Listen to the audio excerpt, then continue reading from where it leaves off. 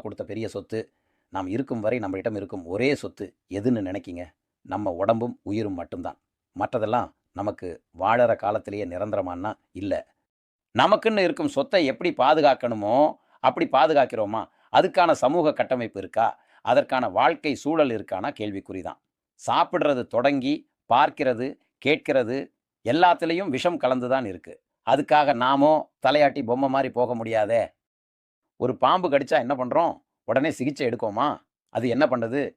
விஷத்த முறிச்சு உயிர காப்பாத்துது. இந்த மருத்துவம் தான் நம்மோட சித்தர்கள் மருத்துவம்.